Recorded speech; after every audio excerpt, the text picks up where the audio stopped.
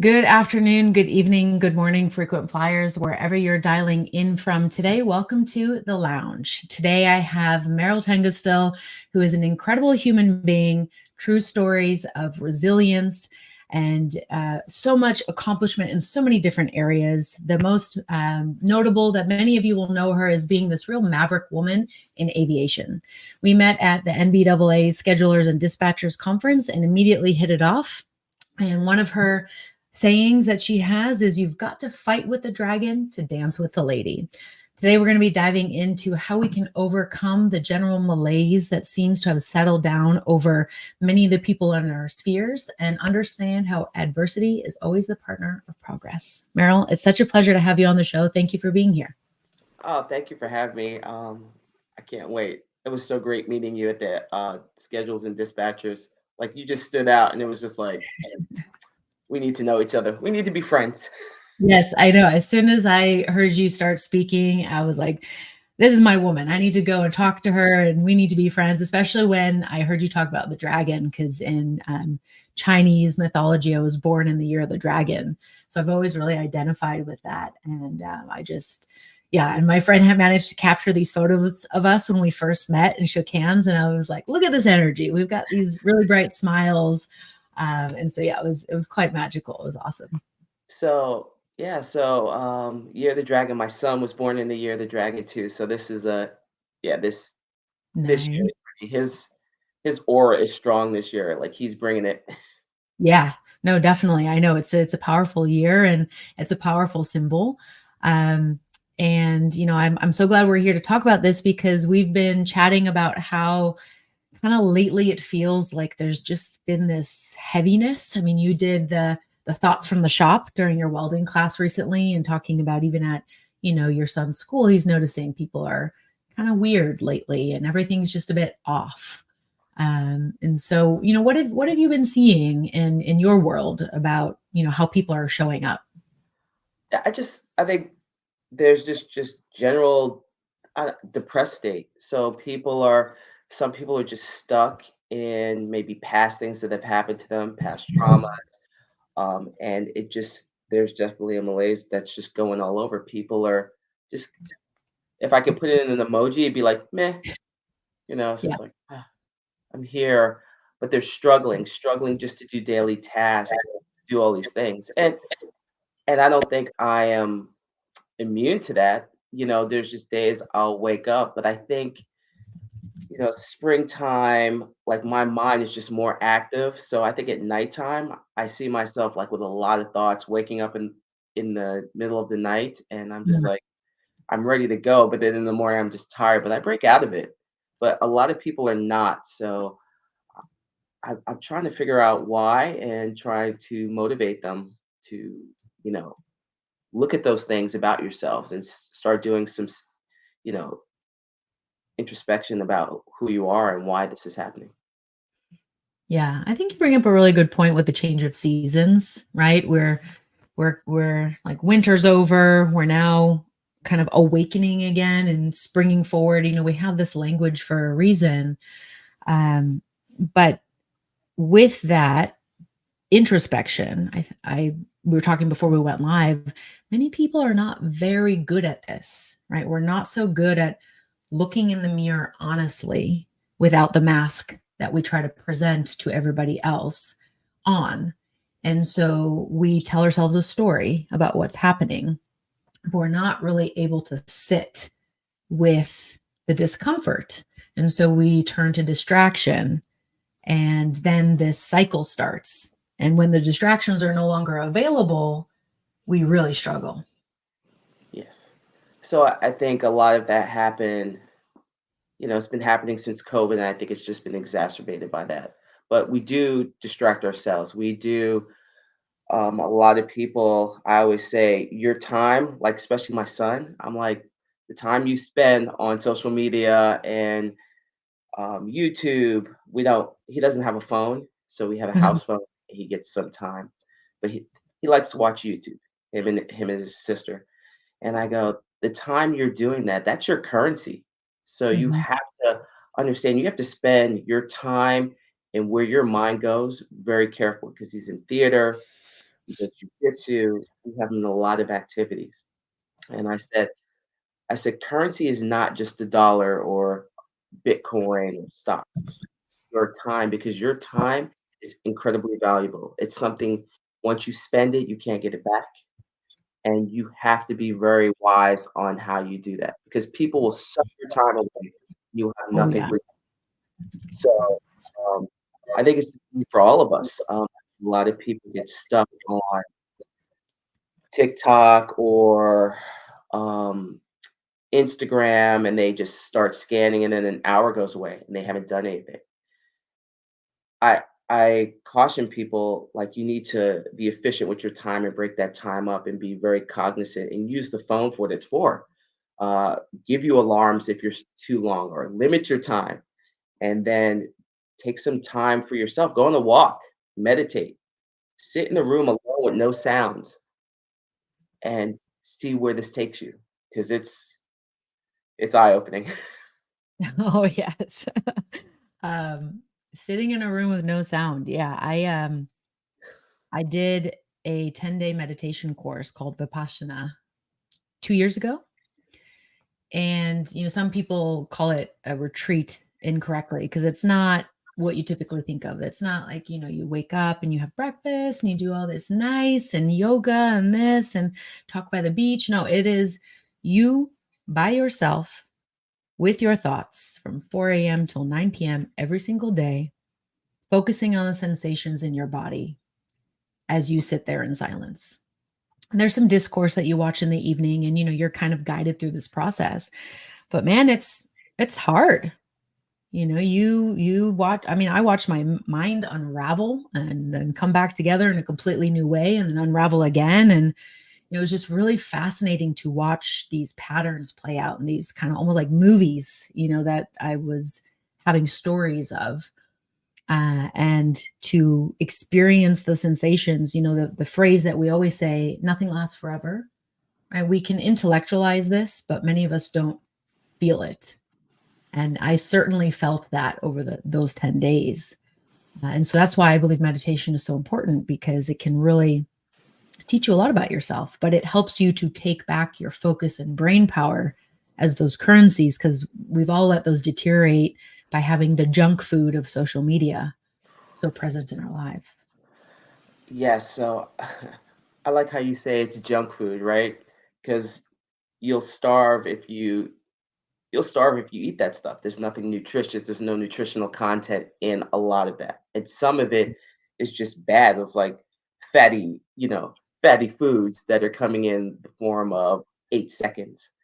Um, that's pretty good. But I got a lot of time in the U2 to indirectly, especially if I was flying a mission, sometimes the transit time would be several hours and you sit there and all you can hear is like the like just the breathing, your own breathing and the slight sound of the engine noise, and maybe occasionally Mm. someone will talk to you. And you sit there and you stare out at above 70,000 feet, and you just,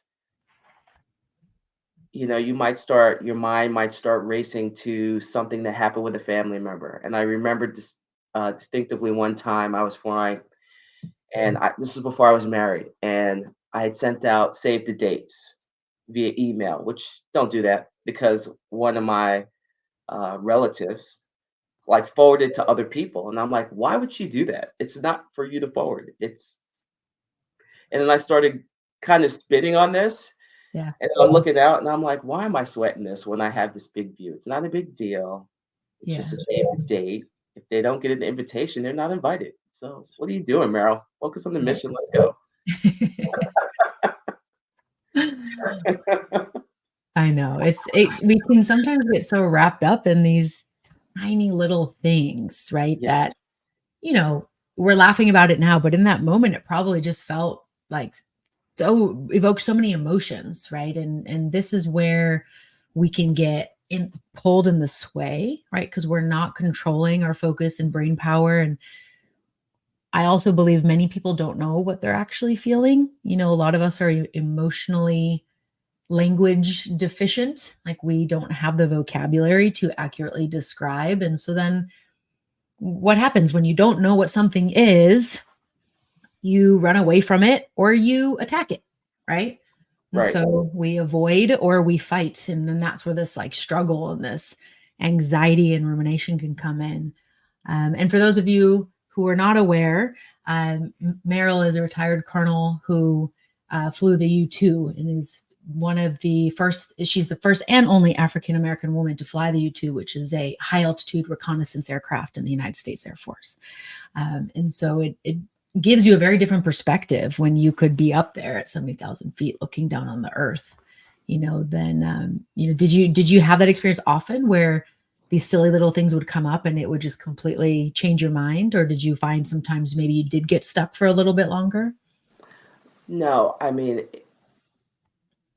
I did not I wouldn't get stuck very long. I mean, just a lot of times now when I was flying the aircraft, especially on missions, when you're over a territory trying to help troops on the ground or anything, and these people are in immediate danger or they need something from you, that's what that life or those Mm, lives that you could potentially affect and save so they could go home to their parents or, excuse me, their families. yep. That's the big deal. And that's, my part and my role in that as a military person, that was first and foremost. So everything else during my transit time, when I had a moment to think or just a moment to just think about my life, where it was going, I felt I felt this, like, man, not a lot of people get to do this and see these views. Mm, Or if it's a nighttime, looking up at the sky unobstructed by lighting pollution and see all these infinite stars and yeah. realize, man, you start thinking about we're probably not alone. Um, what's going on out there? Like everything down here, we're all in our little day-to-day stuff, a lot of little turmoil, geopolitical environment, all these things that are just so big. If we just, man, maybe look to the stars and said, let's find other things out there and work together. Yeah. I start thinking about stuff like that. Oh, yeah. No, I have goosebumps. I mean, when I saw your presentation and you shared one of the photos of, the view that you had and the fact that you saw shooting stars underneath your aircraft, it was like, whoa, that's so cool, and having those experiences can't always occur for everybody. But I did just learn about this place in Houston called the Infinite, where you can wear like a VR headset and Mhm. experience such a real experience of being in space. And it looks amazing. And so I have now, that is on my radar. Like, I want to go as many times as possible to experience that, because when we do start thinking that way, I mean, man, we're so tiny in the vast scheme of things.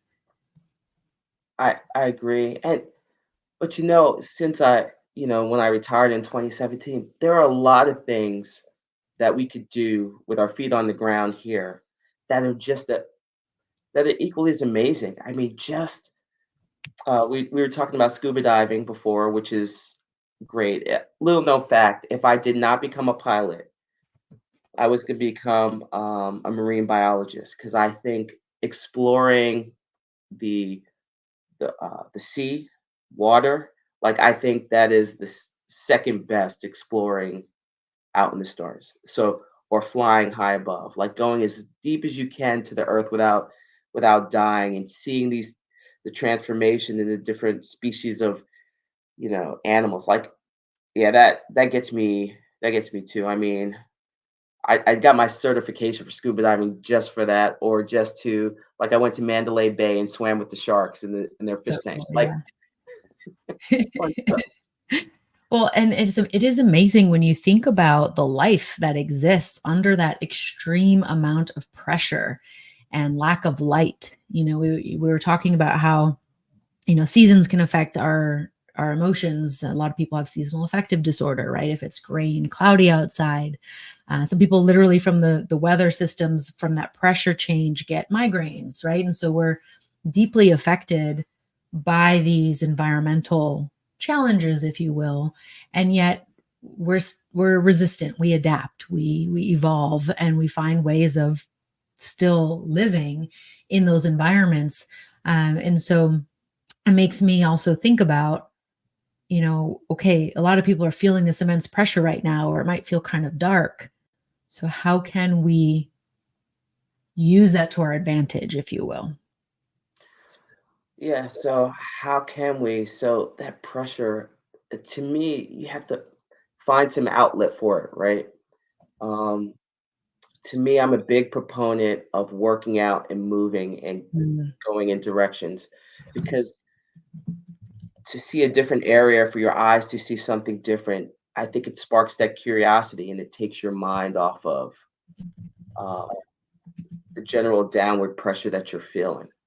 Um, That's I think that's huge. I think during COVID, there's a lot of people who stayed in their house and they didn't want to go outside. They were afraid to just walk paths. Man, my kids, I would wake them up 7 every morning. I'm like, "Get up. You got an hour to get dressed." And they're like, "But we don't have school." I'm like, we're gonna go do stuff. We're gonna work out every day." I started the mornings with 10 minutes of working out or like what I call my 3-2-1. So I would do that, and then I would just go take a walk, whether I put a mask on or do whatever. So people like movement. Am I quoting? I don't know who I'm quoting. Brad Pitt from World War Z. Movement is life. Movement is life. And if you sit in one place, just feeling that pressure, like you never see fish in one spot. They're always moving. yeah. But if you sit there just taking that weight on, eventually it's going to crush you. And I Mm, think moving, it helps quite a bit, and we see that as human beings. Most people who have sedentary lifestyles, are not here as long as people who are active, and yep. that's just how biologically we work, and, it's more difficult for them. So, that is I think that's the main thing that you need to do, as much as it may hurt you, and for those who are really debilitated, I hope they have that friend in that foxhole that can be with them and get with them. And I have some friends that are like that some days. And all I can do is just talk with them or just say, hey, I know you're here and you're definitely loved. So you got this. Let's work through it. Yeah. And those can be very powerful. Even just being there. It's not about fixing it for someone, it's just about listening and being that support for them so that that pressure can be alleviated.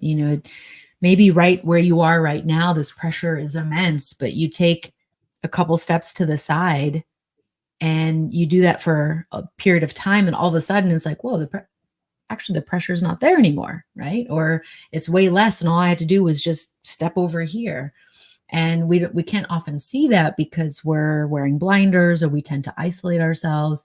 So that's why it's so important to have community so that you have that support system that can help trigger these warnings and these kind of alerts that, hey, there's another option. There's a series of steps we can take in order to get out of this situation that we're in.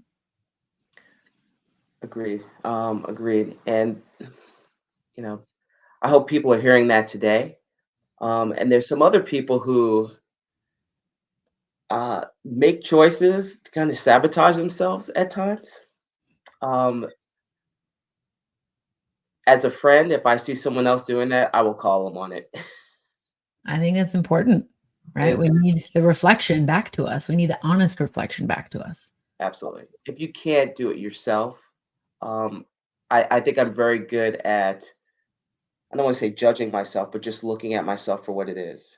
Mm, And as I talk to people sometimes, um, I'll talk to myself quite a bit, just in general, or I'll just talk out loud as I'm working in the house, and I'll go through things that are happening that I may not like, and then sometimes I may talk out loud and lie to myself a little bit, and I go, "Okay, Meryl, come on. Let's be real. How do you really feel?" "Yeah, I didn't like that too much." And then I can, from there, go to the solution.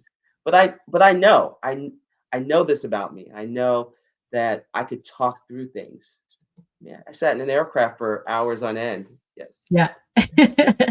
Well, it's really interesting. Our brains are actually activated differently when we talk to ourselves in the third person. So instead of having this voice where it's I am this way or I'm feeling this, it's like observer, Sarah, you are feeling this way. It allows us to process things differently. And I forget the exact term for it. I was just talking about this with someone the other day.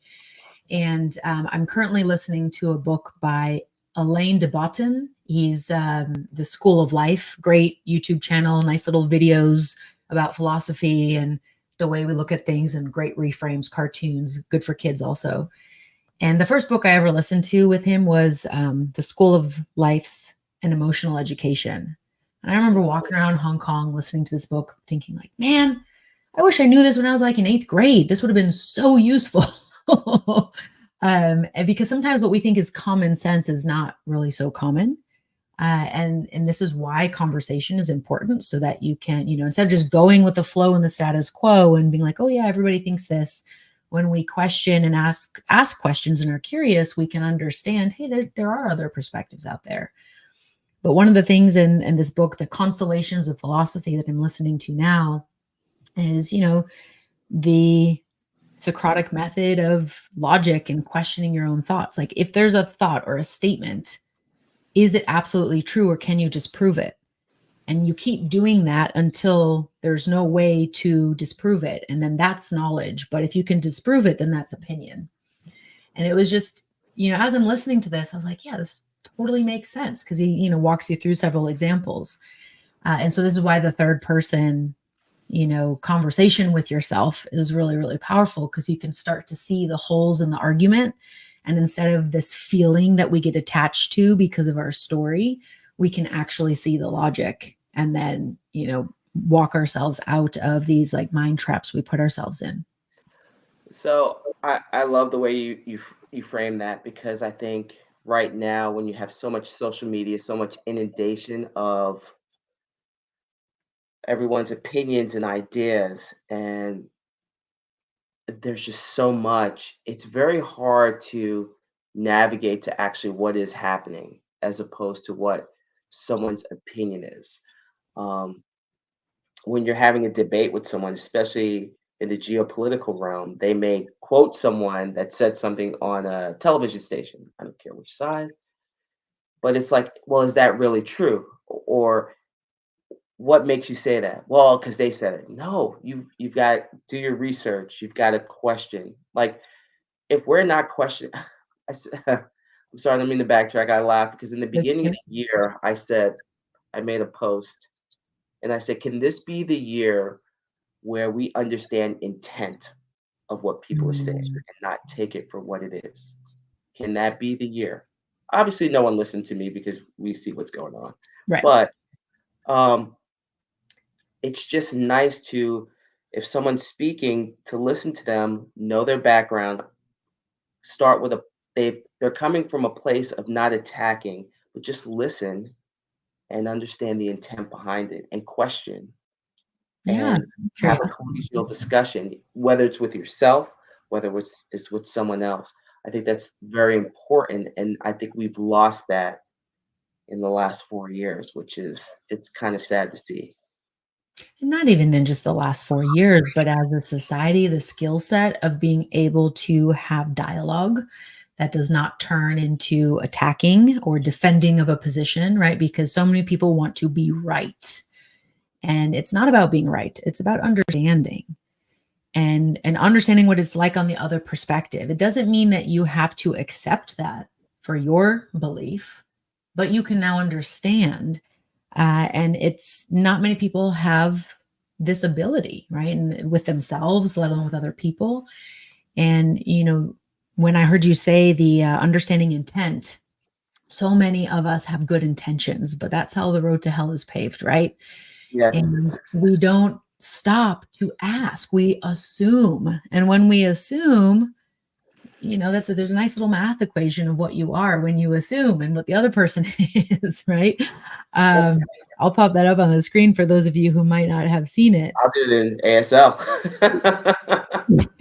Yeah, it's fantastic because it's true, right? when you make assumptions, you have a story about what's happening. You're not reading between the lines. You're not understanding that their perspective is different.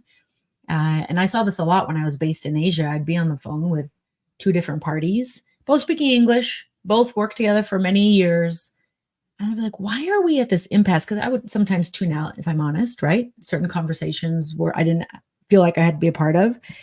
And then I realized why I was there was because I was the bridge. I had to reframe the question from the asker and I had to reframe the answer from the receiver. And as soon as I did that, they connected. But before they were just flying by each other on these like high speed flybys. And I was like, what are you guys doing? We're going in circles. But they weren't understanding the reason why this question was being asked. And then this answer was answering the other question. Like they thought the intention was something else, so they answered that. Whereas this person actually had a different intention. So then Mm. they were just, chasing each other in circles. And so that can happen even in the same culture, right? Even within the same generation, the same sex, everything. It's really important to make sure we question ourselves and our beliefs, because I think another reason why people get so offended and try to defend their position is because they don't really know why they believe that. They don't really know why they're saying this thing is their belief. And because it's so tenuous, the only option is to fight it or like fight for it rather than being so solid in like why you know this thing. I agree, and that if you're doing that with other people and you're doing that with yourself, it's very hard. That pressure is there because you're you know f- fight or flight mode, and you're always in a state of just being stressed. And I don't know. There's something sad about it. I don't know why it's happening. I don't know why we stop. It's almost like we stop becoming critical thinkers, Hmm. and people are pushing that. Like, you don't need to be a critical thinker. Just accept the food that we're giving you with the nutritional value of TikTok and Instagram. And you might be lucky. You might get a carrot somewhere or a piece of broccoli, but the rest of it is high fructose corn syrup and hydrogenated oil. GMO and all that stuff. Yes, it's Yeah. GMO. Someone commented before Charles Crone said, it's like eating McDonald's. You can exist on it, but are you really living? Right. Well, I don't. Yeah, you can exist on it. If you saw, what was that documentary You where can that guy ate kind of McDonald's exist. You for can 6 days? kind of exist. Maybe not for so long, though. Yeah, not so long. His cholesterol level was through the roof. Yeah. It's but again, like why is it so addictive? Because it's the sugar and the fat and the salt, and we need those things, but we need them in different quantities. It's very important to be mindful of what we're ingesting, not just nutritionally from a physical standpoint. A lot of people don't really think about the mental, social, emotional aspect of what they're consuming, right? Because what I just thought of Tron. In the movie Tron, you're called a user. So like us as the people are users of this technology, and that was the difference between those that were in the game and the humans, right? The users that designed it or created it. And that's what we're doing. We're literally using technology, and you can get addicted to that. And so being very mindful of what you're intaking is going to give you a different output. Agreed. And my kid, if you have anyone who has kids right now and they're teenage, preteens, this is a fight that it is ever constant, ever present. My son, he's going to be 12. I will not let him have a phone until he is 13, and until he watches Social Dilemma with me. But every day we're having these discussions on, you need to understand why you need, what the phone is used for and how it can use you. You need to be the user of the phone, not have the phone use you in a way. I think Prince said that at one point. Like, the technology is great, but don't start getting used by it. It Right. has a purpose. It's a tool. It's a tool to do things faster, more efficient. But don't let it be a tool of, I got to get that hit. Or someone said about dopamine. Yes, Yeah. social media feeds, like, you got to be careful, and you have to be cognizant. You have to recognize when that affects you. And Right. it's being self-aware. It's self-aware of who you are and and what your propensities. If you ever if you're more addicted to the phone, then you need to put tools around it to stop. Be self-aware of who you are, just like in life. Talking to yourself in the third person. This is all about who I am and how can I live life to the fullest and get the best out and help people up. So I think, full circle. Do you have a journaling practice, Meryl? I used to journal. I will say recently I haven't. I make my kids journal. Um, they have to write every day before they can have breakfast. They get mad. My daughter especially. So for those who don't know, my daughter is adopted. She came to us 3 years ago when she had just turned 6, and so we fostered her for a year, and then we adopted her. So she came um, previous to us, previous to us fostering her. We were her eighth placement in 3 years. Wow. So that comes with a lot of trauma, a lot of baggage. So as she has gotten older, about a year ago, we started making her journal, and she didn't want to do it. So she sees a Mm. therapist, and she hated it. And I'm like, "No, you're going to do it." And she's like, "Why?" I'm like, "Because I said so." Like this is the few times as a parent that I said, "No, I actually want more than that." I said because this is a great tool. I used to journal when I was a kid, when I was a teenager. You look back and you see the things you wrote about, and you can paint this picture about your life. But in addition, you need to address some things that have happened to you and with yourself, with the therapist, and work through these things. Because if you do not, this is not wine. It does not get better with time. Mm. It will get worse. The pressure will get more heavy, and it will crush you. Yeah, And so we force her. I mean, she's 9 years old, and she's probably been writing for about a year. And then my son started doing it as well. that's amazing. Yeah, and I tell them I check it to see if they're doing it daily. I tell them I'm not going to read it, and if they want me to read something, that's fine. That's Uh, wonderful. And what a beautiful invitation for them to be able to share if they choose, right? yes, Because it's journaling. Sometimes people don't see the value in it, but again, it's about seeing your mind from a different perspective. And when time has passed and that emotional charge has lessened a little bit, you can have a very different aha moment or insight into what you were going through, or it can help close the loop on something for you. And it can be quite eye opening, right? To go back and reread something and be like, man, I don't even remember this, right? And so it's a very powerful practice. And even just writing something small, like what you were grateful for that day, or what's a current challenge that you have. So Heal Bloom has a really great like 111. I forget the first one, but it was one of them is definitely a current challenge that you're facing, something that you're grateful for, and maybe something you're celebrating, something along those lines. But just getting the habit of it is what's important. Writing one sentence, and then it can grow from there. But it is, especially if you've been through difficult things, very, very powerful. yes. I think the last time, actually, I will be honest. The last time I journaled was when I did Tough as Nails. So I did the reality show. So that was 4 years ago because we filmed it during COVID. Okay. That was an incredibly stressful time. So I wrote about that. Nice. Do you Yes. think you might bring it back? Um, the journaling, Hmm. or I think so. I'm always open to it. Maybe an Journaling. audio journal instead of writing. Say again. An audio journal. So like voice note yourself. Oh, I could do that. I do a lot of it. I'll be honest. A lot of my journaling, I think, comes in the form of the social media that I put out, the Yeah. things that I think about.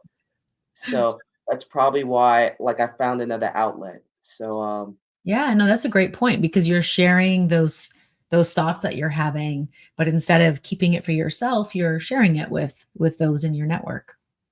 right, and I think it's important to do that. I was speaking to someone last week. Like, there are influencers and there are people who are influential, and I don't want to be. I want to be influential to people. I don't want to be an influencer.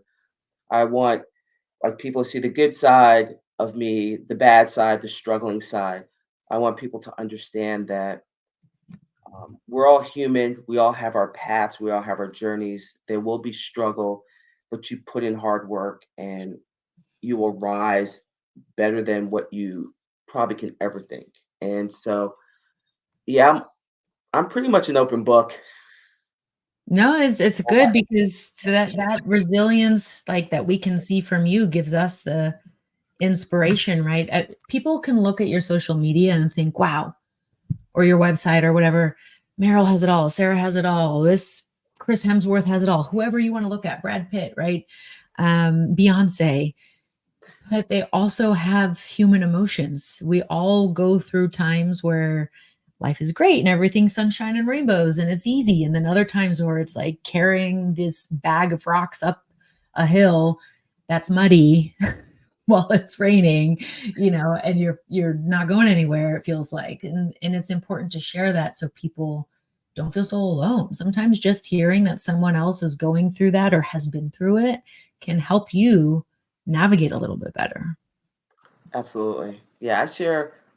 If you look at my Instagram feed, it's very in the moment. Sometimes I'll do a video where I'm like, I'm about to kill my children, and I need to like I think I did one where I'm giving myself a timeout. Like I went to the store and bought jawbreakers and said I'm eating jawbreakers in my car because my kids are getting on my nerves and I need a Yeah. timeout. And I'll tell them, and they're Mhm. like, okay, mom, and they'll walk away. Yeah. I'm pretty sure just before Women in Aviation, I laughed at one of your stories with your children at the airport, and you were, like, making this face like, "I do not have time for this right now. What are you doing?" You know? And it just made because it's so real, and that's what we need, is we need people to be real. And it's important to not just be the everything is awesome, right? Because that false positivity does not solve or change. We need to process, as you said, we need to face the dragon. We need to look at these difficulties straight in the eyes and, work through it, because the only way to whatever is on the other side is through it, right? We can't have any other way. Right. And going through this is so weird. My kid, like my daughter, she was doing something, and I said, "Look, you got to be like the bison. When bad weather's coming, Mm, they don't go the other. They walk through it. They start walking. They know. yeah, They know that if they continue to walk as the system is passing, it'll be a lot shorter. So yeah. just face. I know it's hard, and I know it's hard for people, and I know some people have this shame attached to it or this feeling, but man, I can't express enough how if you face that, how you just make it lose its power and how it empowers you as the stronger person. I, I mean, it's taken me. I know the lesson I learned. I think I learned this lesson maybe around 28, 30, as I became an instructor. That I started being who I am and just not worrying about that. But Yeah. it's a hard lesson, it's a hard journey, but once you get there, it is it's amazing. It it's so freeing and it's so you are unencumbered by the thoughts of others and you're always true to yourself. Mm, yeah, it's powerful. Thank you for sharing that. And it's the thought of that bison, right? It's going to be hard every time, every winter that the bison is walking through the storm. It's going to be difficult, and yet it does it, right? And I think one of the most powerful exercises I went through in 2019. I was working with a therapist at the time because I was going through divorce, and she had me write a resilience list. She's like, "I want you to write down every single really hard thing that you've ever been through, and like write the top 3 to 5 things." And in doing that, I was able to recognize that I'd been through some shit before and I was still there. And there were also all these other things that I had because those things happened that led to opportunity or led to the growth or the wisdom. And by putting it down on paper, it allowed me to go, okay, I can do this. Like, it's going to be hard, yes, and it's going to require some effort, but I can do this. And it was really, really powerful to be able to just like, I had it up on my board and I looked at it every day. So even though it was hard, I'd look at it and be like, okay, if you got through that, you can get through this. And, I did. I'm here. I'm here talking to you. Um, so may we all be like the bison and just take that one step in front of the other while not pretending it's not going to be hard. It will be, but just being willing to do it. And you gotta remember there's other bison with you. Yeah, They're all absolutely. making we're all making the journey. We're all, like, in this struggle together. So, Absolutely. Yeah, we're shoulder so sometimes just going shoulder to shoulder with people towards something is really powerful. I had a friend of mine and I were talking this morning, and he's going through a bit of a hard time again with his mindset and his thoughts. And I said, "Hey, if you just need a hug or just need someone to sit shoulder to shoulder with you and like stare at the water, I'm here." Right? Because that's sometimes all we need is just that little support to lean on. And again, that movement, like the physicality of doing that is really powerful too. Sometimes, think about how many times as kids, your kids just come and lean on you, or, if you have animals, and it's so comforting because it feels solid. It feels like there's something there for you. okay, so with that, is I'm gonna talk about, I would like to for a second.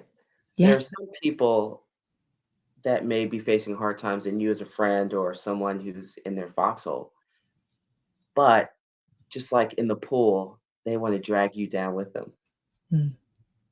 And, I've had that happen recently, a couple of months ago, and I was in a place where, I'm doing speaking engagements, I'm getting awards and doing things, and I'm trying to talk to this person, and I think I was just at the point where I was like, I'm just gonna have to kick you and let you maybe sink a little bit over here while I'm watching you because nothing that's happening right now is going well. And you'll find people like that sometimes that want to drag you down with them. Yeah. Um, and as much as you want to save them or help them and tell them it's going to be okay, they're they're stuck. They're caught in this cycle that just won't stop. And I was at the point where I was like, well, um, you're going to be a detriment to what I'm trying to do for others. Yeah. And I think there's a moment where I had to say, as much as I didn't want to, I'm like, I'm going to have to let you go for a second and get back to you Yeah. because this is, I won't say it was toxic, but it was getting to that point, and I did not want that allowed to that to happen because what I'm doing is so important that there are going to be some people that are not here for that. There are Right. some people who are going to be here to maybe drag you down and do something, and you have to recognize that and Yeah. make those decisions. Yes. We all need our boundaries, right? Right. And the person may not even be aware that they're doing it, right? If they're in such a panic state, I think about when I did my rescue diver certification, and it was such a powerful simulation of what can happen. But when someone's panicked in the water, they're not thinking straight, and panicked in general, right? Right. And if you're scuba diving, you have a BCD on. You can inflate it and float on the top of the water. But if someone has just come up, and then there's big waves and they're not thinking and they don't inflate properly, they can actually drown. And so if you're, like facing them and you're trying to go around, they're just going to follow you, right? And if the closer you get to them, they're just going to climb on top of you because they are only thinking about, I don't want to go under the water. So they will Right. climb on top of you and drown you so that they don't. So what's the solution? You go under the water because that's the last place they're going to follow you. You go underneath them, behind them, and you literally yank on their fin because we have a auto reflex where we go when that happens. And you come up behind them, you inflate their BCD, and then push them away from you. So now they're bobbing on the top of the water, and it's like, okay, now everyone's calm, and it's so fascinating, human psychology. But that's really stuck in my mind because sometimes that's what we have to do for people. We have to disappear. We got to give them that tug on the fin under the water, and then like inflate them from behind and then push them away, and then now they're on the top and they can figure it out. So that's just a metaphor for that experience. But Yeah. absolutely, there's tall poppy syndrome, known in Australia and the UK, they call it tall poppy syndrome, where if you are above everybody else, they'll cut you down to be even. Or the crabs in a bucket. If you have a bucket of crabs and one is about to get out, the rest of them will pull you down. Mm-hmm. So we need nuance and discernment and boundaries so that doesn't happen. Yeah, so I think that, yeah, I would be remiss if I didn't talk about that, that Oh, portion. that's important. Yeah, that's important. Boundaries are key. The other thing it reminded me of is one of my coaches last year. She said, it is not your job to take your light and go out into the storm to find the people that need to be rescued and bring them to shore. It is your job to be the lighthouse, and then they can navigate to shore because you are there and you are bright and you are stable. If you're constantly going into the water over and over, you're reducing that light. You're not there all the time. You're tired. Maybe it goes out for a while, and that's doing more of a disservice. And so that was a really great reframe for me. Oh, I love that. I mean, that's pretty cool. Yeah. Be the lighthouse. Yeah. Like it. And that's all we can do. And by taking care of ourselves, some people are like, oh, it's selfish to, only care about yourself or, take care of yourself. Actually, it's the least selfish thing you can do because you can't give from that empty cup, right? Think about a flight attendant on an airplane. If that flight attendant tries to take care of you first before putting on her or his oxygen mask, they're not going to help very many people. Right. Right. Absolutely. So I love helping and love being that lighthouse. But there's some peoples that are lost and they're stuck. I'm calling out to them. I'll throw some stuff to them, but you can't pull me down. Yeah. I just thought of the Chumbawamba song. When I get knocked down, I'm going to get up again. You can never keep me down. That literally just started playing in my head. It'd be great if, like, when that happened, it could like play the music on the live stream, because that would be great. Wouldn't it? Be so much theme music. Sometimes things happen in life, and I'm like, that would be great if there was like music with me as this is happening, right? Like in the movies, totally changes the experience. So what is your theme music right now? If you have one, what's your theme song? My theme song, well, it might be that one actually, because it's literally my mom and I were just having a conversation the other day about when you're an entrepreneur, sometimes it can literally feel like you're being beat up. And it feels unsteady, but you get better at handling the beatings and going back in for another round, so like boxing, right? And so are you trying to win this round or are you trying to win the whole fight? And that was definitely the theme of like the last 2 weeks.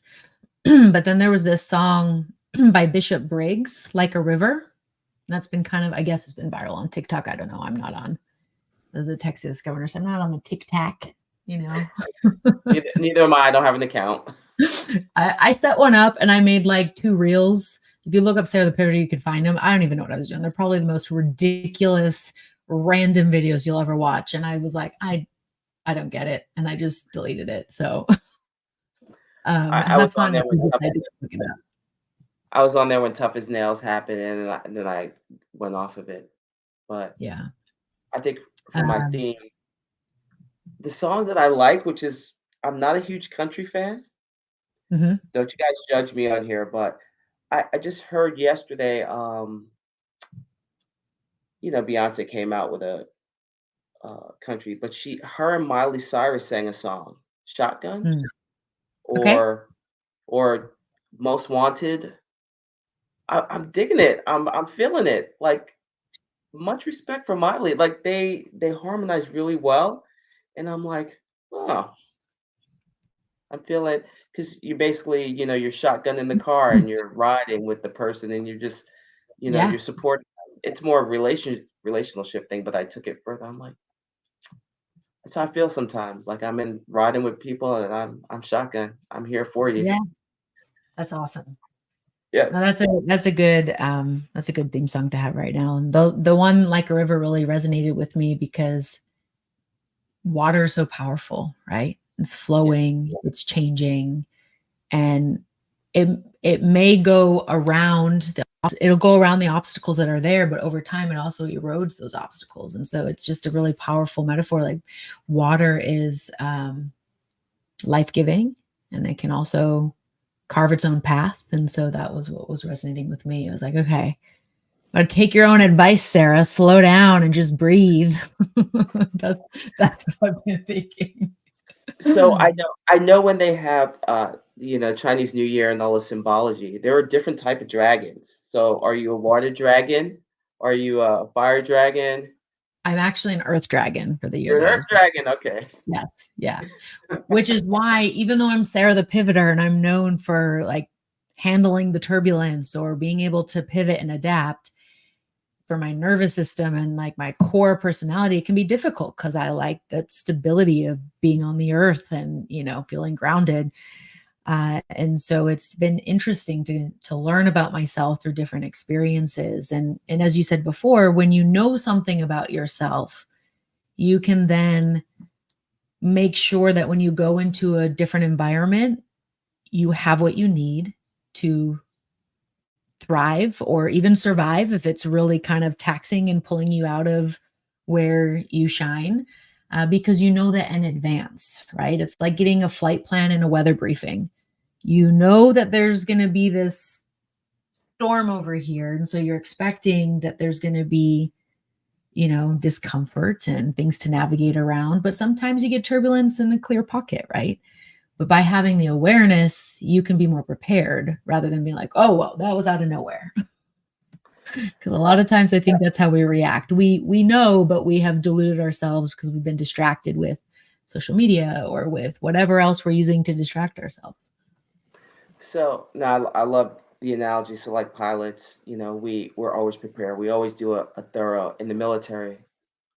Our brief is usually 2 hours before our flight, right? So we study everything, weather, our flight plan, how we're going to do it, um, and that helps significantly. And I think for me, I take it.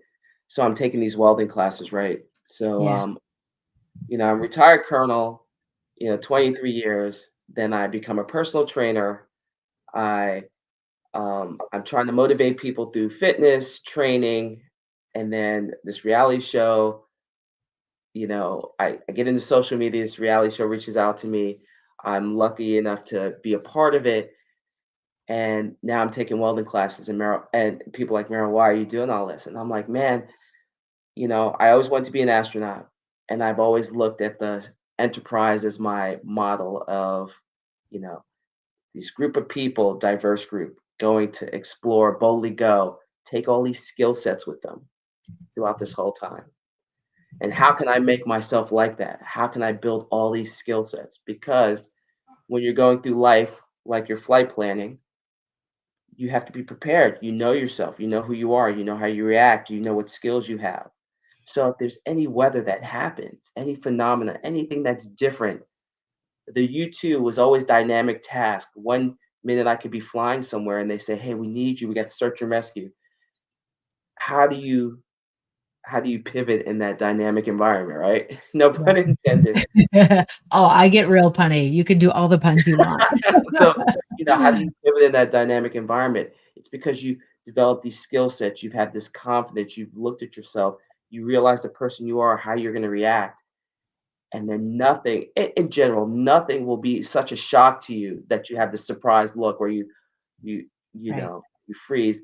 When I did the reality show Tough as Nails, every day was like, I'm the retired colonel, and I'm working with all these people in the trades that are these welders, brick mason, um, nurse, all these things, and they're like, "You got to make concrete," and I'm like, "Well, huh, I haven't done that before.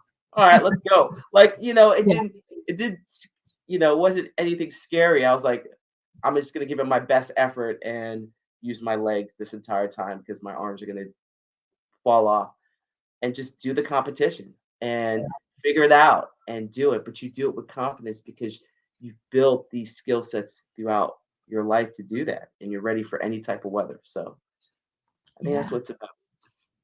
absolutely. And what I'm hearing from you as well is that you may not know how to do the thing that you're presented with, but you know that you are capable enough to figure it out when the thing happens, right? So even though, you're presented with this situation and you've never faced it yet, right? You don't know the process for this thing.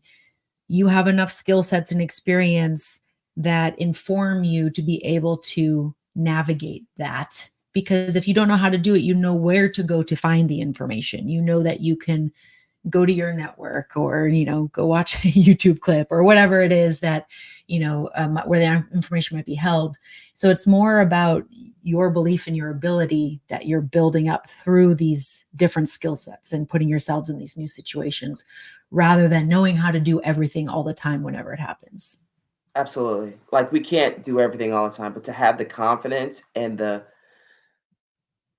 a new challenge, I always look at it like I get excited. I'm like, "Oh, I'm gonna learn something new about myself today. Yes." Yeah. And then when I'm in it, I'm like, "This sucks." And then Yeah, when I'm done, I'm like, "Ah, whew, that was oh, great. I'm not gonna do that again, but alright." Yeah. Second tier fun.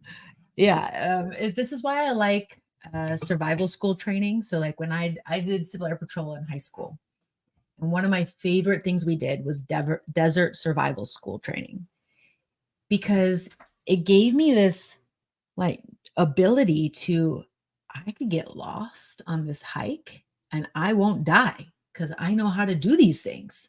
I'm not going to make those mistakes. It was like exhilarating. And so, yeah, when you're there, someone actually said to me, they're like, "You want to do SEER training?" Because I asked one of my retired Navy SEAL friends to like do some training with me. And they're like, "SEER training's not fun." I was like, "Well, maybe you don't have to yell in my face, but yes, I would like to do all of those things and learn how to have these skill sets, because then in that environment, I can trust myself to navigate and get out. Like the Bear Grylls, drop me anywhere, and I can make my way to civilization. Like people probably think I'm crazy, but I think that's fun. I think you're spot on. I went through SEER training. I went to 2 SEER training classes, the second one after, which is for, like, reconnaissance and stuff and what would happen when I flew the U-2. And it was not pleasant either experience, but, I learned a lot about myself.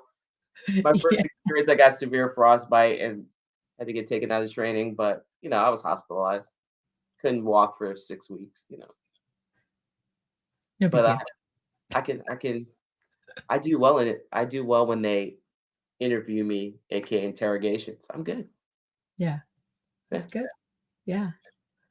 This is also why, same thing could be, it doesn't have to be as extreme as this. For some people, they're not as physical, right? Well, language, right? When you learn another language, you can go to this foreign place and navigate your way because you've got this skill set, this capability. And so a lot of these things, it's the more you can learn things that are outside of your comfort zone. It's not about going like so extreme that it's traumatizing to you, but just, I remember reading somewhere or watching some video recently. It's like there's a like 8% or something. When you just push the boundary by a little bit, it's still attainable and achievable with effort and practice.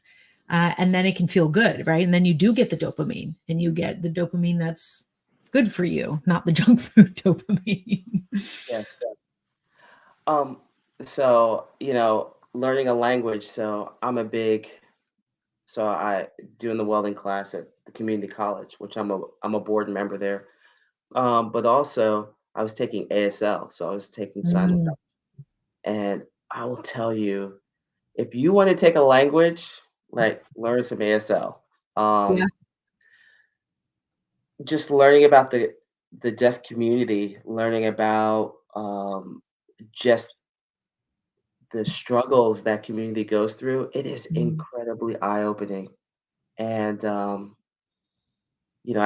I've taken a year of sign language, and like I'm so fascinated with it. I want to learn more, but I can't do it online. I need to find someone from the deaf community that we could just talk. And I have some friends that know sign language, so we'll communicate and just have fun with it. But man, that's a language. If you could do it, and know someone who's hearing impaired, and to be able to talk, converse with them in that language, man, they'll love it. It's amazing. It's a good feeling. That's Sorry. really cool. No, that's because what what I get from that is this tactile, very physical, right? Again, it's a different way of communicating, and a lot of our language is nonverbal anyways. You know, the words are just a small fraction of it. So to be able to find new ways of expression without speaking, you know, is would be very eye-opening. And just to even understand how someone else experiences the world through the physicality and through, you know, their other senses are would be more heightened, right? I mean, this is why we have things like dining in the dark, right? Or anyone who's ever gotten a cold or who got COVID and lost their sense of taste and smell, you know, or even when your nose is stuffy, you don't taste things the same, Right. right? And so it's important that we understand these different ways of being in the world, because you know not everyone experiences things like you, nor do they necessarily want to. Agree. Yeah. Definitely agree. Yeah, that's all Yeah. my friends out there take ASL. Take a couple of classes. All right, you've inspired me because I actually had someone else telling me about that late last year. And Really? usually when things like start to crop up again in multiple like avenues, that I usually take that as a signal, a little like nudge. So I'm gonna look into that, and then maybe I will host a live stream using sign language when I can be proficient enough, or even just a section of it. I'll start with a section. Let me start with like a sentence. But that could be Okay. pretty cool. I was like, all right, we got a goal. Let's set a date and a target, and we'll work Let's out. go. All right. I'll try to be in the challenge, conversation. challenge accepted. Okay. Well, but what I love about that too is just like your openness to that idea, right? And it's like just a suggestion, and then it's like, yeah, well, why not? Let's do it. Um, how could you encourage people to be more open, to start to allow themselves to play with new concepts and new ways of being, trying something that's different? So I try to talk people into it. If you love yourself, if you like, it's not if you love yourself, but to love yourself is to say, let's just go do it. Let's just don't think about it, just do. This is going to be like a kid sometimes. You know how kids are impulsive, Yes. Yes. annoyingly impulsive. Like, I, sometimes you're like, why are you moving your body like that? And they're like, Right. because because I can. We Right. could do so much because we can. And especially in the United States, we have access to so many things that other people don't. And Mm. just be that child. Go go see something with that childlike curiosity, and just for a moment, just shut your frontal lobe off just a little bit, and just be impulsive and go and do it. And you'll be so happy. Like I've if I'm instructing someone training, so I still have clients that see me at my house. And most of my I always love my client Ned. He's 80 years old. He just turned 80, and he's a retired lawyer, retired part-time judge, and he still has this childlike thing. Like sometimes he's just gets goofy and just Yeah. has fun. And we're punching and we're doing stuff. And I mean, at 80 years old, I think he'll live to 105 because he just approaches things with that curiosity. And I love that about him. He's just really Yeah. he's a curmudgeon sometimes, but like but he just has that love life, just Yeah. do it. Just turn it off. Be I impulsive. love it.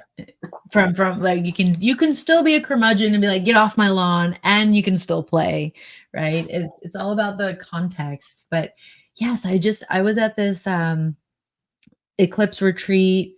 Cyan was there, and this woman was running this beautiful human connection experience. And one of the things, so there are many things we did over 90 minutes, but one of them was, okay, the next person you lock eyes with, you're gonna play a game with each other, but no one can speak. And you have to, like kids do. Sometimes you go to another country and the kids are playing and they come back and tell you this whole elaborate game that they were doing. And you're like, you don't speak each other's language. How did you find the rules of the game? They're like, I don't know. It worked, and they just made it happen.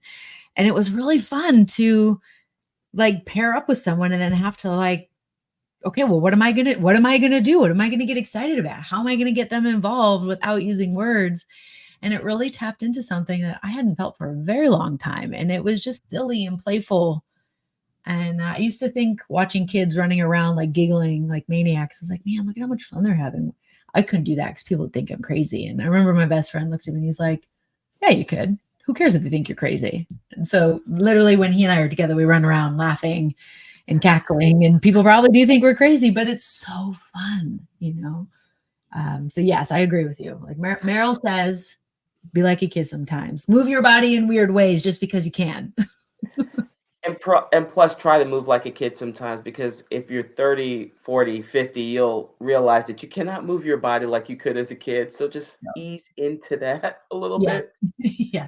Don't try to do, when kids sit and they're like legs are out at 90-degree angles. Don't try to do that. That's Yeah. not probably not going to work for you without a huge medical bill on the other side of it. But Uh, yeah, if you're gonna like, there's a disclaimer. If you're gonna do something, maybe do a single leg toe touch and see how that works for you. right. Yeah.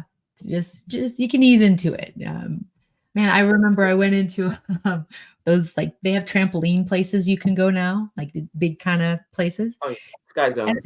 And this was like already 7 or 8 years ago, and I remember it was so fun. We had so much fun doing all these things, and they had, like, jumping into the foam pit and all sorts of stuff. But man, the next day I felt like I had whiplash. I was like, when did that happen? I used to do this all the time. Welcome. Yes, I know.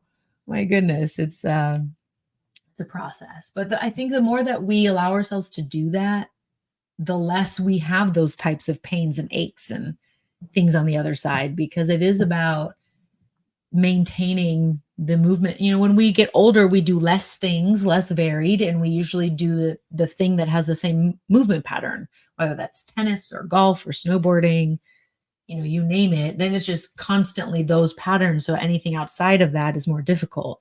But when you're a kid, you're doing all sorts of stuff, trying all new things, playing, running around. Can I, Um, I'm gonna say something morbid. So my clientele's usually a little bit older, and so I tell them as a trainer, if I get a new client, especially if they're 60, we do a lot of single leg work, mm, or balance work, and they get frustrated because they've lost their balance. They go, "When did this happen?" I go, "It's natural." I yeah. said, "This is how the Grim Reaper comes into your life. Uh, at 60, you start losing your balance. You start, at 40s, there might be a decrease in muscle mass, very small percentage. Then you lose your balance at 60, and then at 70, you don't have a lot of muscle, bone mass. You fall, break a hip. Like this is the progression. So Yeah. I'm not saying we could stop the progression. I'm just saying just be aware, know yourself, and be aware of what is happening to your body, and do things to prevent Yeah. that stuff from happening for a little bit more comfort and longevity. So yes, for women who are 50 or older, lifting weights, great thing. You're not going to get muscular. You're not going to do all this stuff. Having that muscle tone will help you. I really Yeah. believe that the reason why I prolong my hip replacements, plural, is because I worked out a lot, and it it helped with my recovery. I mean, my last hip replacement, my right hip, I was out of surgery. I was home within 4 hours. The next day, I was walking. Wow. on crutches. So, Yeah. not for everyone.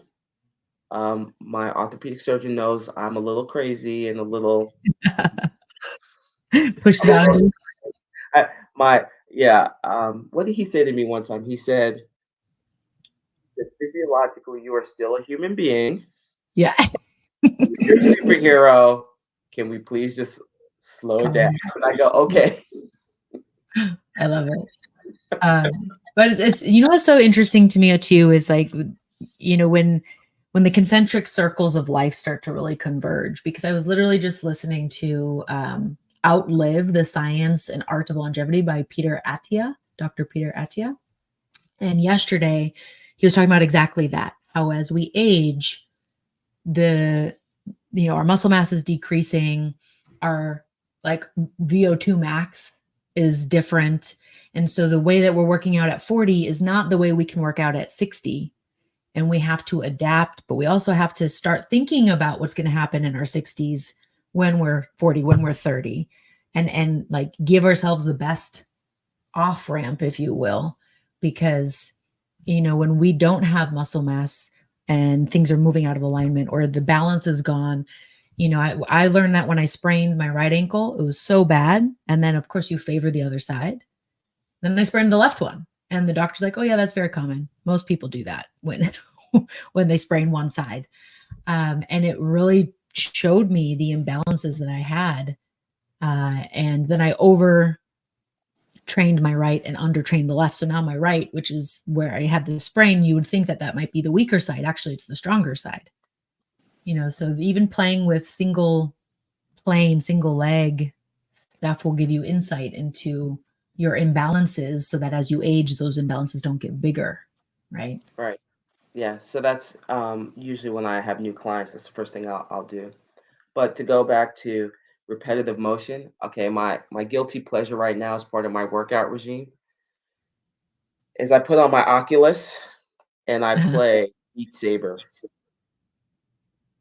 Okay, I've not played it. So can you explain for those of us who might not know what it is? Yes, Beat Saber. If you understand Dance Dance Revolution, remember back in Oh, the days you'd step your feet yeah. on.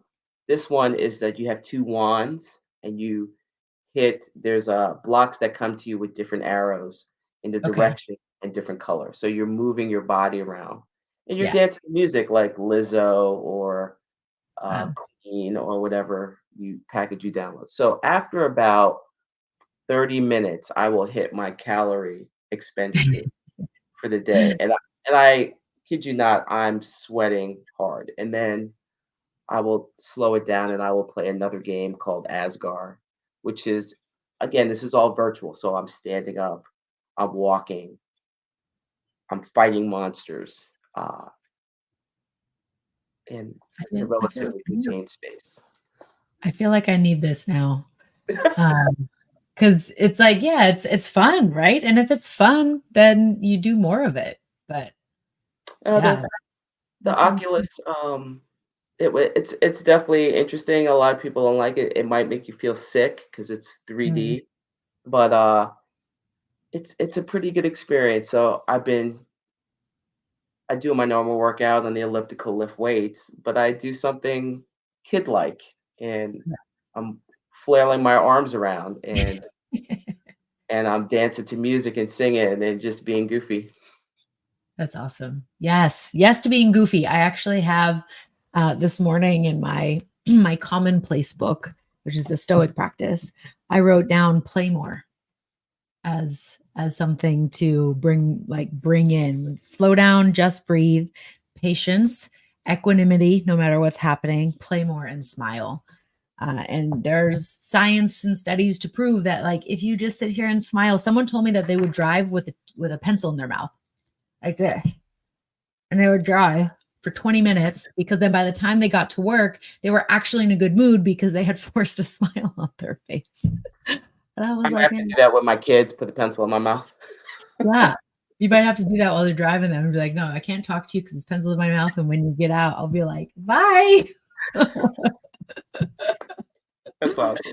For those of you who do have a commute, maybe you can try and you can send us a message on how it works. Maybe I'll do it when I take my dog for a walk. Just, I mean, it's Austin. People will be like, oh, she's keeping it weird. It's totally fine. So I won't get the same reaction. But you're being a kid. It's true. Yeah. I probably could get other people involved, like, hey, you're having a bad day? Put a pencil in your mouth and walk around. Some people are Don't run, gonna though. snap it. Don't run. This is not a running game, but you can walk.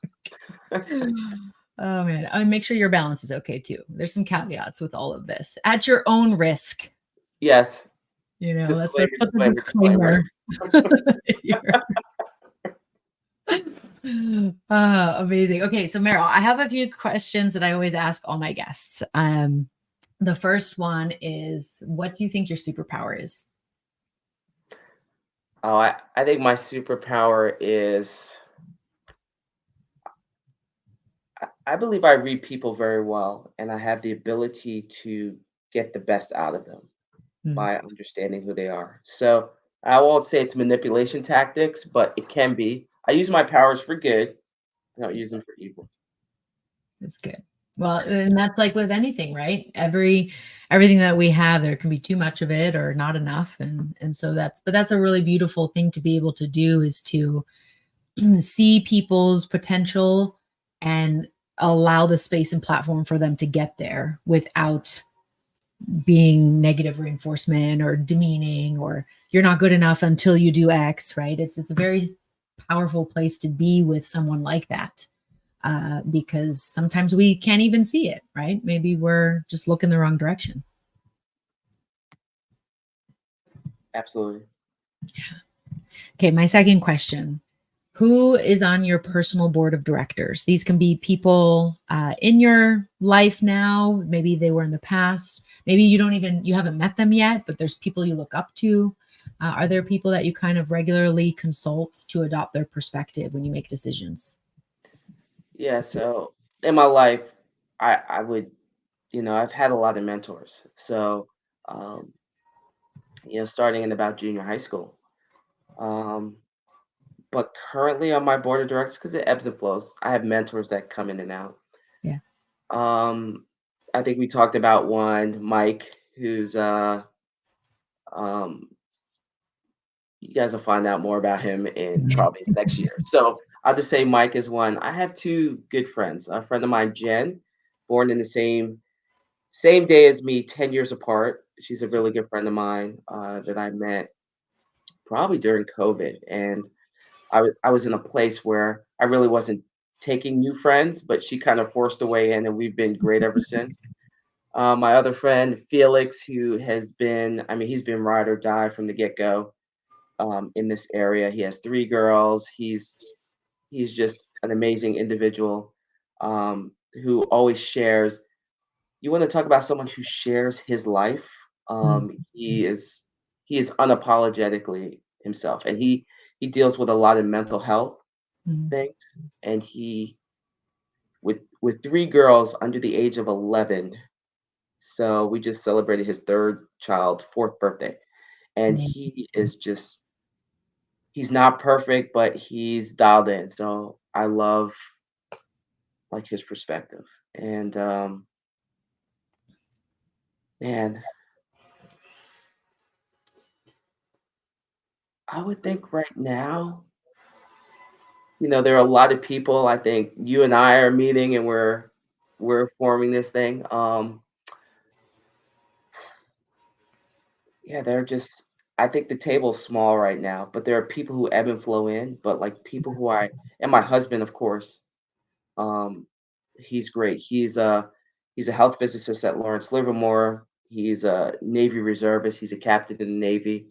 Um, I love his perspective, and he's definitely different. That's for sure. So I love hearing it. Yeah. No, it's important to bring those different perspectives in. And Yes.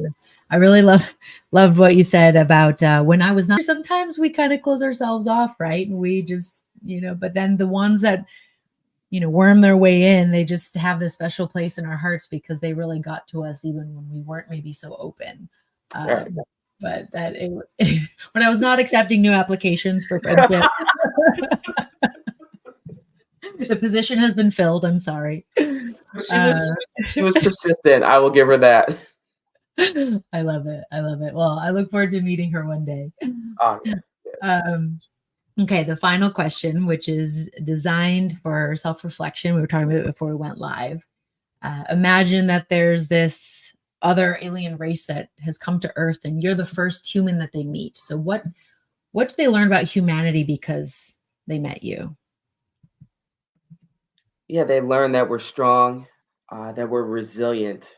Um, Things may try to keep us down, but we're gonna come at it, and we're also vulnerable. I think it's interesting, like the human body, Hmm. it's it's easily broken. Like we are very fragile creatures. Like if another alien race came down to conquer, we would have our work cut out for us. Um, but we're just resilient, and we'll figure it out, and we're adaptable, and we're flexible, and we will figure it out, and we will bring the fight to you. So, um, Meryl's gonna jump in her. She's gonna jump in her you too. yeah, Gonna be it's going fine. down. And look, I mean, those are the things that they would get from us, and that's how we roll. Gosh, the resilience part. That's why I believe in people can be the best version of themselves regardless of what they go through. I see my daughter going through it. She has the opportunity to be this great person, and we'll see what happens. But I think the odds are in her favor. That's amazing. And you know what? It's she has beautiful support system around her, and you know, even when we've been through and we've been disappointed and let down in many other ways, when things stick, then we have, a better chance at being able to trust in ourselves again and trust in the things around us. So it's really amazing that she gets to be in that home with you. Thank you. You're welcome. Merrill, where can people reach out and connect with you if they'd like to learn more, hear about some of the things that you're up to, or just follow your journey and get more insights from inside the welding shop? Right. So they can follow me on Instagram, Dragon Lady 788. 788 is my pilot number. You can follow me on LinkedIn, Merrill Tengesdal. I have a newsletter that comes out um, weekly. You can follow me on Facebook, but I'm like too young for Facebook, even though I am old. But I am too young for Facebook. It may take me some time to answer. And then check out my website, MerrillTengesdal.com. Merrill speaking truth. It's true. I mean, there's different playgrounds for different people, right? Everyone's got a different environment that they enjoy. But yes, Yeah, but that's I'm amazing. playing at I'm playing in Disney World, not Disneyland. Like it's There we go. There we go. Yes. I'm hanging out at Universal Studios. I'm not at Magic Kingdom. Like You can I'm find me at the Wizarding World of Harry Potter. That's where I'm gonna be. I've got right. a cape, I've got a wand. Give me a butter beer. Like Or you can I'll find be me on around the room. the Velocicoaster in Jurassic Park, which by far is the best roller coaster ride I've ever been on. Really? Oh, I loved it. That was the first time I actually cursed on a roller coaster ride because Okay. at the end it did like a corkscrew over the water, Yeah. and I was just so like excited. And my daughter, she's like, "Mommy, you cursed on this ride." I'm like, "It was amazing." All right, you've sold it. You sold it to me. So I'm gonna. That's also gonna go on my agenda, my to do. Amazing. Well, Merrill, thank you so much for being here with me today. I think we hit on some really important topics, and hopefully we've been able to help give people some hope and some insight into some of the things that they might be able to do to reframe. And so I really appreciate you taking the time to be with me today. Thank you so much for having me. This was awesome. I love it. Yeah, You're no, I had a lot of fun. We'll stay tuned to see what else might come, whether it's on the lounge or in some other format. But I have a feeling there's more to come. There's more on the horizon. I'm sure of it. Oh yeah, absolutely.